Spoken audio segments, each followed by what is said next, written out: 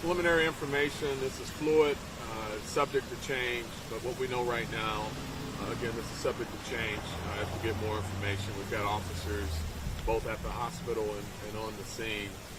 It appears that a 5-year-old got a hold of a gun that was unsecured under the bed and either shot himself or was shot by another child. We don't have all the information yet, but we're working through that. But the bottom line at this point is a child got a hold of a weapon, and we have yet another child in our city that has been shot by irresponsible gun ownership and irresponsible actions of an adult that's led to another one of Detroit's children being shot here at a hospital in stable condition, thank goodness, but certainly critical by age.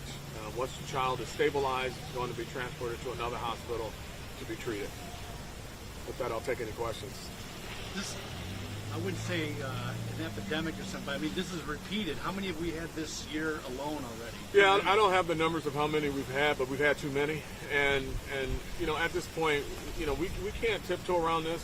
You know, there's no nice words to put on this. You know, people have to be responsible with these guns. They have to care, and they have to care about these babies. And if you're going to own a gun, you know, which everybody doesn't need to, but if you got to own a gun, you got to do so responsibly.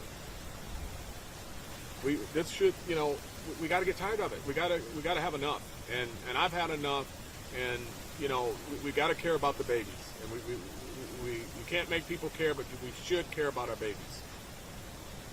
So are we looking at the parents possibly for, I guess, negligence or? Yeah, but we are. We're going to do, you know, we're going to enforce the law. We're going to do what we've done in the past. We're going to charge the parents, but in this instance, we got a baby, you know, that is fighting for his life, and you know, we'll get to the charging of the parents, which certainly is important.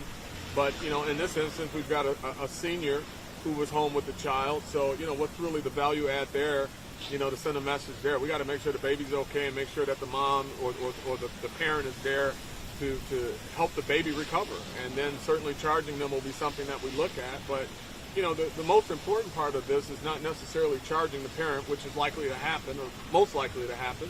But it's, you know, the recovery of the child and not having a weapon that is, you know, unsecured. I mean, that's the big issue. If you're going to have a gun, it is a huge responsibility. I've been carrying a gun for 26 years as a police officer, and I've raised a child. You have to secure the weapon, and you have to have a conversation with your children about getting a hold of a gun. Guns get you into more trouble than they get you out of, so you have to be responsible. We'll take one more. Who's the gun belong to? Right now, it appears that it belongs to the homeowner, the caregiver for the child. I believe it's the grandmother. And she is a CPL holder. In the chest. 5-year-old shot in the chest. All right. Thank you, Chief. All right, thanks.